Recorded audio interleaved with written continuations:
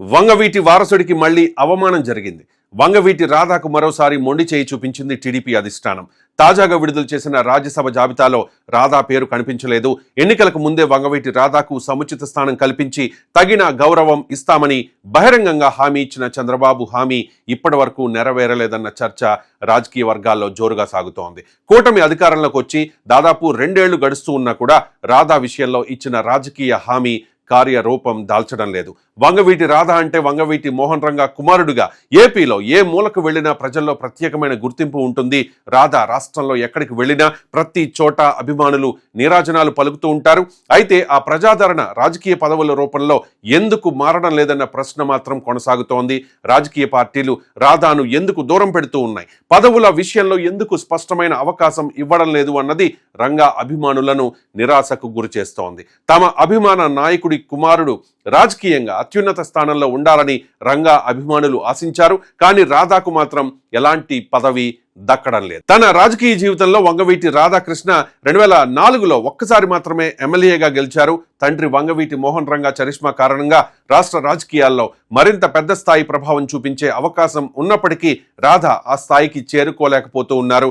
రంగా వారసుడిగా గుర్తింపు ఉన్నప్పటికీ రాజకీయంగా స్థిరమైన ప్రస్థానం లేకపోవడం వంగవీటి రాధ అవకాశాలను ప్రభావితం చేసిందని చెబుతూ ఉంటారు. కూటమి ప్రభుత్వం ఏర్పడిన తర్వాత కూడా రాధ చంద్రబాబును కలిసినప్పటికీ ఇప్పటి వరకు వంగవీటికి ఇచ్చిన హామీ అమలు కావడం లేదు. కొంతకాలంగా రాధ రాజకీయ కార్యక్రమాల్లో కూడా పాల్గొనడం లేదు. ఇక వంగవీటి రాధా వ్యక్తిత్వం విషయానికి వస్తే రాధాది ఒకరి దగ్గర చేయి చాచే మనస్తత్వం కాదు, అది పదవి అయినా ఇంకోటి అయినా. వంగవీటి మోహన్ రంగా కుమారుడుగా రాధాకు 2 తెలుగు రాష్ట్రాల్లో మంచి గుర్తింపు ఉంది. కానీ రాధాను మాత్రం రాజకీయ పార్టీలు ఆదరించడం లేదనే ఆవేదన మాత్రం రంగా అభిమానుల్లో స్పష్టంగా కనిపిస్తోంది. రాధా గత కొన్నాళ్లుగా బయట కనిపించకపోవడంతో ఆయన రాజకీయ జీవితం ముగిసిందా అన్న ప్రశ్నలు సైతం వినిపిస్తూ ఉన్నాయి. 2 తెలుగు రాష్ట్రాల్లో చాలా మంది లీడర్స్ ఉన్నారు. కానీ వారిలో రాష్ట్ర స్థాయి నేతలను వేళ్ల మీద లెక్క పెట్టచ్చు. రాష్ట్ర స్థాయి నేతలు అయినంత మాత్రాన కూడా స్వచ్ఛందంగా జనం తరలి వచ్చేది ఒకరిద్దరికి మాత్రమే. ఆ జాబితాలో పవన్ కళ్యాణ్ ముందు వరుసలో ఉంటారు. ఇక ఆ తర్వాత చంద్రబాబు, రేవంత్ రెడ్డి, కేసీఆర్, జగన్ లాంటి వారికి జనం వస్తూ ఉంటారు. అయితే వారితో సమానంగా ఏపీలో ఏ మూలకు వెళ్ళినా స్వచ్ఛందంగా జనం తరలి వచ్చేది మాత్రం వంగవీటి రాధాకు మాత్రమే. తెలుగు ప్రజల ముద్దుబిడ్డ వంగవీటి మోహన్ రంగా కుమారుడిగా రాధాను ఎక్కడికి వెళ్ళినా కూడా జనం చూసేందుకు తరలి వస్తూ ఉంటారు. 2024 ఎన్నికల సమయంలో టీడీపీ కోసం, కూటమి గెలుపు కోసం రాధా శ్రమించారు. కూటమి అధికారంలోకి వచ్చాక రాధా ఎమ్మెల్సీ అవుతారని, మంత్రి అవుతారని వంగవీటి అభిమానులు, అనుచరులు ఎన్నో ఆశలు పెట్టుకున్నారు. కానీ ఆ ఆశలన్నీ ఇప్పటి వరకు నెరవేరలేదు. కూటమి ప్రభుత్వం అధికారంలోకి వచ్చిన తర్వాత 5 ఎమ్మెల్సీ పదవులు, 8 రాజ్యసభ సీట్లు భర్తీ చేసినా కూడా రాధాకు మాత్రం అవకాశం రాలేదు.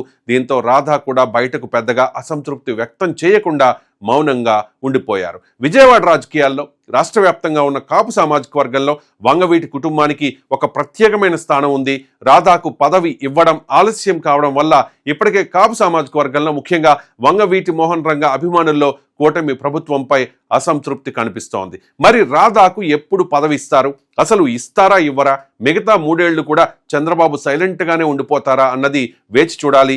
ఏది ఏమైనా వంగవీటి వారసుడు వంగవీటి రాధాకృష్ణకు ఏ పదవి ఇవ్వకపోతే భవిష్యత్తులో కూటమికి డ్యామేజ్ తప్పదు అనేది విశ్లేషకుల మాట. ముఖ్యంగా కాపు సామాజిక వర్గం ఈ విషయాన్ని చాలా సీరియస్గా పరిగణిస్తుందని అంటూ ఉన్నారు.